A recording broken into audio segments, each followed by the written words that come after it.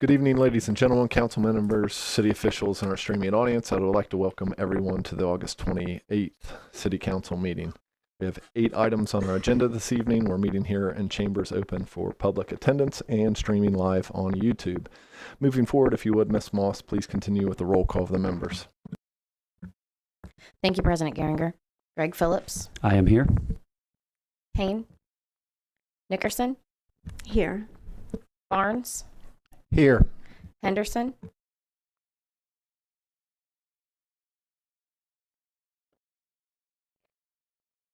Brown. Here. Preston. Here. Anthony Phillips. Here. Kroll.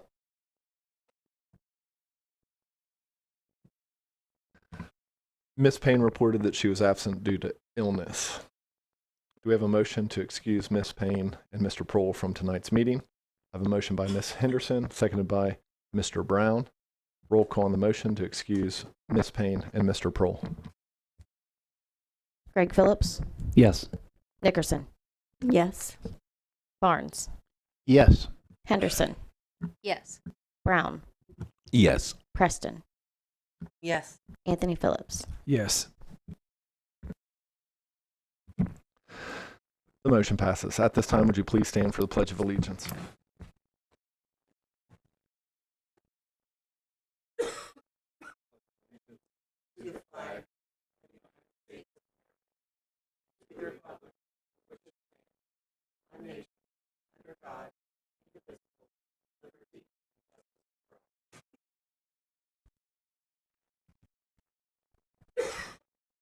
Thank you. The minutes of the previous meeting have been distributed for review. Do we have any additions or corrections to the minutes? And if not, do I have a motion to accept them as they are? Mr. President, so John Thacker was quoted in the distributed minutes as stating that the Ghost Walk was being held on October 23rd. He pointed out before the start of our meeting, and we confirmed via YouTube, that he in fact stated the correct date, which was September 23rd. So I am motioning that we correct the minutes to reflect that correct date. Motion by Mr. Brown, seconded by Ms. Henderson to correct the dates in the minutes. Roll call on that motion. Greg Phillips. Yes. Nickerson. Yes. Barnes. Yes. Henderson. Yes. Brown. Yes. Preston. Yes. Anthony Phillips. Yes. The motion passes. The Ghost Walk will be on September the 23rd. We will now go to reports from our committees. Oh, nope. Roll call on the motion now to accept the amended minutes. Motion by Ms. Henderson, seconded by Mr. Greg Phillips. Roll call on that motion to accept the amended minutes. Greg Phillips. Yes. Nickerson. Yes. Barnes. Yes. Henderson. Yes. Brown. Yes. Preston. Yes. Anthony Phillips. Yes. The minutes have been accepted. We'll now move to reports from our committees. We'll begin with our Community Affair Committee, Mr. Greg Phillips. Thank you, President Geringer. Community Affairs has one item on this evening's agenda. That would be item number 5. It is at first read. I will let that go to a second read, but I do need to ask that we make an amendment to the language. It states that the address is 810 Western Avenue here in Chiillicothe, and that is actually 801 Western Avenue, and so we want to make that amendment so that we have the correct address on record. So I would like to make that motion. Motion by Mr. Greg Phillips, seconded by Ms. Nickerson, to change language of the legislation to reflect the correct address 801 instead of 810 for item number 5. Roll call on that motion. Greg Phillips. Yes. Nickerson. Yes. Barnes. Yes. Henderson. Yes. Brown. Yes. Preston. Yes. Anthony Phillips. Yes. And with that, that concludes Community Affairs, and thank you. Motion passes. Next, we'll move to our Human Resource Committee with Ms. Payne. In her absence, do any of the committee members have items to report? In her absence, Councilwoman Payne asked us to communicate that Human Resources has one item on the agenda tonight. That's number 7. It was the assignment 23-082, and it was a resolution confirming the appointment of Melanie Euler to the Ross County Health District Board. A committee meeting was held on 8/21 at 7:30 in council chambers. All committee members were present, as well as Ms. Euler. After asking her a series of questions and her sharing her background along with her professional career, the committee members unanimously agreed to move forward with her appointment and recommendation that is on the agenda tonight. And that concludes Human Resources report. Thank you, Mr. Brown. Next to the Finance Committee, Dr. Tony Phillips. Thank you, President Geringer. Finance has 2 things on the agenda tonight, items number 3 and 4. Item number 3 is a first reading. It's an ordinance appropriating $80,000 for income tax refunds, transferring funds back to general fund to support the proportionate share of the income tax refund and declaring an emergency. Due to the nature of the obligation to our citizens and get those refunds to them, I will be asking council to waive the 3-read rule on that. The second item, number 4, is at first reading, an ordinance allowing the city auditor to transfer appropriated dollars between salaries and fringes within the same fund if needed on an emergency basis for the remainder of the year and declaring an emergency. But we'll let this one go through all 3 reads. And that is all that Finance has. Thank you. Thank you. Next to Parks and Recreation and Tourism Committee, Dr. Henderson. Thank you, President Geringer. Parks, Rec, and Tourism has one item on tonight's agenda. It is item number 8, a first reading, a resolution naming the park located in the 6th Ward, Patrick Park. I will probably let this go for a second read. Other than that, I think we had a successful volleyball tournament this past weekend. And that is all I have to report at the moment. Thank you. Next to Safety, Service, and Transit Committees, Ms. Preston. Thank you, President Geringer. I'm going to try not to cough through this. Safety Services has 2 items on the agenda this evening. The first is going to be item number 2. It's going to be an ordinance providing an agreement between City of Chiillicothe and the Ross County Commissioners, the cost incurred for appointing counsel for indigent criminal defendants. And then the second item on the agenda is the first reading of ordinance appropriating $2,620 in insurance funds received as security as a result of a structure fire at 799 Washington Avenue and declaring an emergency. At the appropriate time, I'll be requesting to waive the 3-read rule on this item. And we did have a safety service. Well, first of all, we had a transit meeting this evening. It's a request to approve grant applications and proposals. It was requested by the mayor. It is something that we do annually. And they are changing the fiscal year for when they have to apply. So there's some movement of the fiscal year. So this was approved to be on the agenda. We also had a safety service meeting where we approved the item that's on the agenda tonight for item number 6. And then we also had a meeting in regards to the entity that we go into contract for to update the codified ordinances to put them in the books. It's the Walter Drain Company. We do this annually. So we had 2 items in regards to that. The first one was to enter into the agreement for them to do the work. And then the second one is to approve the codified ordinance replacement pages in the codified ordinance book. And then the last thing that we met on was the parking in regards to law enforcement. We did some investigating of the spots that are behind the Elks lot. There are 48 spots plus 3 handicap spots. There are, I went back a period of about 10 days, 3 times a day, and between the hours of 8 and 4, and there were about 10 to 13 cars parked on that parking lot at any time during that day, Monday through Friday. The request from the sheriff was that we allow 10 of his deputies or the corrections officers to park on that lot back there. So if they're, and during that review of those spots, the police department also parks on the lot of Janney Investments, and we pay Janney Investments an amount every year for them to be allowed to park over there.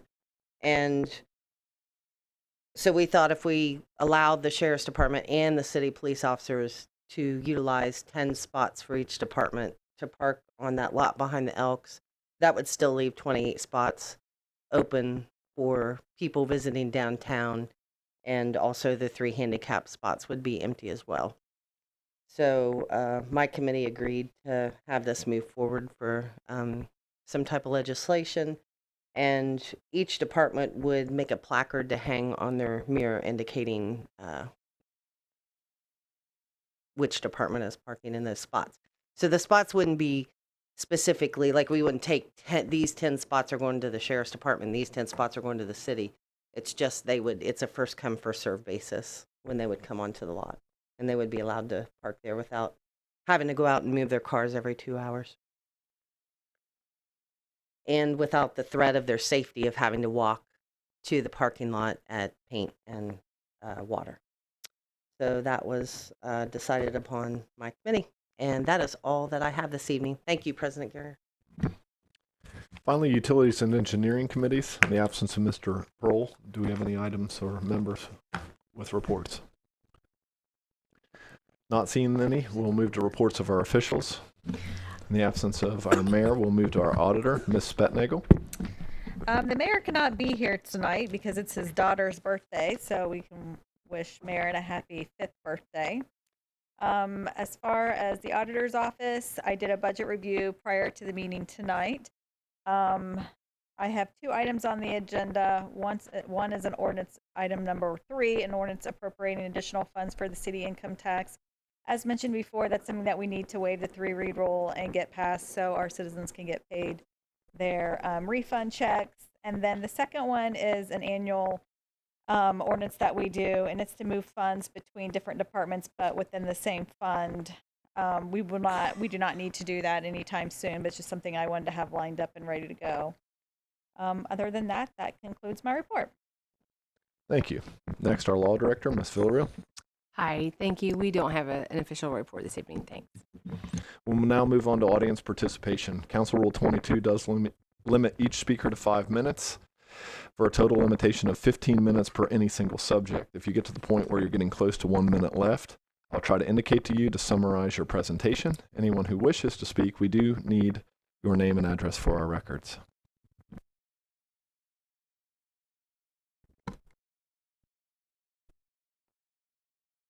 Do I look good on camera? It takes a lot of money to look this cheap. Just making sure I look good. Are you ready? Okay, good. Derek Myers, 152 East Main. Just thanking you guys for the opportunity to address you tonight. I'm just going to look on my phone at some notes I took here, so if you see me looking down, that's what I'm looking at. I saw a invoice come in this morning, which I think most of council has saw from the county auditor about the jail fees for the city, and then the mayor wrote a response back saying he wasn't going to pay the bill. So I stand here with a strong belief in the power of collaboration and the civic duty of this body, and I'm proud to say that our council and the county, they've made some commendable efforts to find a solution and put forth some effort in the last few months since May. Now, state law is unequivocal. You know, the city is responsible for the cost of its inmates, and the word shall in the statute leaves no room for interpretation. And it's disheartening, however, that the mayor, once known for his dedication and responsiveness, seems to have lost sight of these principles. The lack of communication, the failure to attend meetings, apparently for birthday parties and other things, and the disregard for calls and returning calls is a departure from the leader many of us once knew. I want to continue to I can't. If the mayor wants us to continue as a city to receive a monthly bill at $58 per inmate day instead of $45, then that falls at his feet, and he'll have to answer to the voters why we're spending an extra $13,000 this month on July's invoice when it could have been avoided. And I'm sure they'll have an answer back at the ballot box in November. That's not the Luke Feeney I worked for in 2015. That's not the Luke Feeney I sweat for by knocking on thousands of doors in 2015 for his first mayoral election. And that's not the Luke Feeney so many people thought we knew. But let's focus on the positive steps that we can take tonight. We have a bill before us that deserves attention and action tonight. I urge this body to do a consideration and an emergency appropriation to ensure that these expenses are addressed promptly tonight. Let's rise above the realm of politics and prioritize our civic duty. It's vital that we act responsibly with taxpayer funds, and I implore the mayor, who's the chief executive of our city, to negotiate with the county. I think I can speak for every taxpayer when I say I'd rather pay $45 instead of $58. And I extend my gratitude to this body and the others who are willing to put forth the effort to resolve this issue collaboratively. As for the looming prospect of legal action, let us remember that fulfilling our financial obligation is not only the right thing to do, but also the fiscally responsible choice. The legal process, if pursued, which I think you guys are all well aware of from the emails that I've sent, would be expedited. It's not like a regular civil suit. It would use the city's resources, not my personal own, and those resources would be better spent addressing our community's needs rather than on litigation. I reserve the right to see what action council takes tonight, with hopes such legal action isn't required. And regarding the case law that the mayor cited, let us not forget that the rule of law is not subject to interpretation. The district court's overreach in that case doesn't negate our obligation to pay the bill, which we should do without hesitation tonight.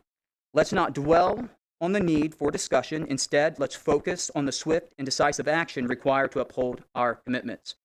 I urge each council member to rise to the occasion this evening, demonstrate that our commitment to our city and our residents transcends political differences. And let's stand united, pass the emergency appropriation tonight to pay the bill that we so rightfully should pay. So our community deserves nothing less, and hopefully somebody tonight will do the right thing and pay the bill. Thank you.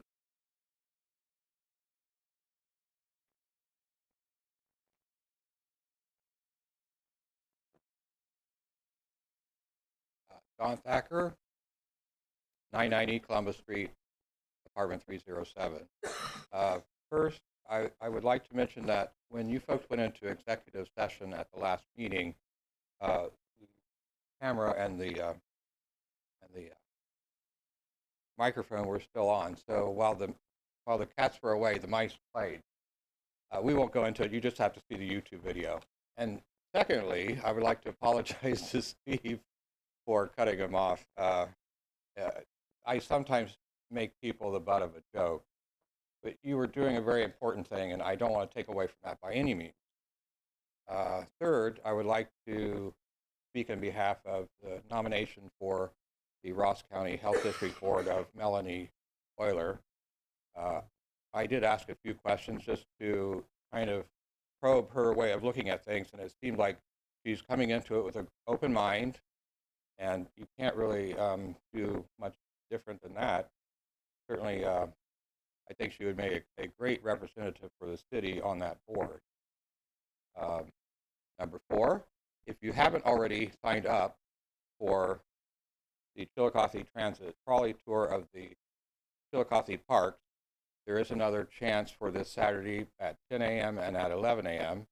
The number is 740-773-1569, extension 4. Just wait until normal business hours, though. And I'm trying to remember what the last one was. I'm sorry, I don't write these things down, so I don't know. I kind of just do it off the cuff. But I did have a chance to mention the great time I had at the Street Cat Zine Fest last Saturday also. And you know what? I only got 5 minutes, so I'll just cut it off at that. Thank you.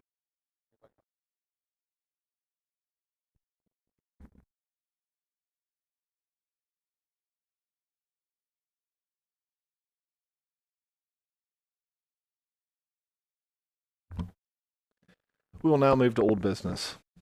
Do we have any old business to bring up at this time? Not seeing any. Participation in correspondence received by the clerk. Thank you, President Geringer. I have not received anything. Now to new business. Any new business to bring up at this time? Well, I don't have new business, but I do have a committee report. Development with assignment number 22056, televised options.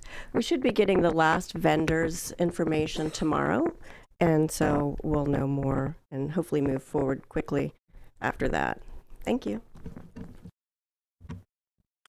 We will now move on to legislation. We have 8 items on the agenda this evening. Ms. Moss, whenever you're ready, please start with item number 1. Thank you, President Geringer. Item number 1 is a third reading of an ordinance accepting and appropriating 2023 AARP Community Challenge Grant Funds. Roll call on the ordinance. Greg Phillips, Yes. Nickerson, Yes. Barnes, Yes. Henderson, Yes. Brown, Yes. Preston, Yes. Anthony Phillips, Yes. Ordinance passes. Item number 2. Item number 2 is the first reading of an ordinance providing for an agreement between the City of Chiillicothe, Ohio, and the Ross County Commissioners, whereby the City of Chiillicothe, Ohio will continue to be eligible through 2024 for state reimbursement of costs incurred in appointing counsel for indigent criminal defendants.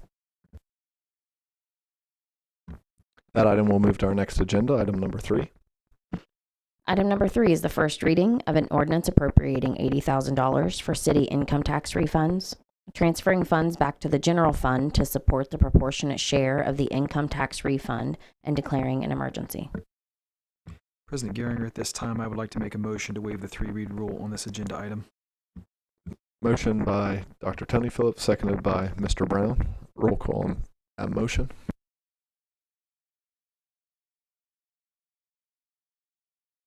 Greg Phillips, Yes. Preston, Yes. Nickerson, Yes. Anthony Phillips, Yes. Barnes, Yes. Brown, Yes. Henderson. Yes. The motion passes. Roll call on the ordinance. Nickerson, Yes. Anthony Phillips, Yes. Henderson, Yes. Greg Phillips, Yes. Barnes, Yes. Brown, Yes. Preston. Yes. The ordinance passes. Item number 4. Item number 4 is the first reading of an ordinance allowing the city auditor to transfer appropriated dollars between salaries and fringes within the same fund if needed on an emergency basis for the remainder of the year 2023 and declaring an emergency. This item will move to our next agenda, item number 5. Item number 5 is the first reading of an ordinance approving a Trex liquor license request for 801 Western Avenue and declaring an emergency. This item will move to our next agenda, item number 6. Item number 6 is the first reading of an ordinance appropriating $2,620 in insurance funds received as security as the result of a structure fire at 799 Washington Avenue, Chiillicothe, Ohio, and declaring an emergency. President Geringer, Yes. I would like to make a motion at this time to waive the 3-read rule on this item.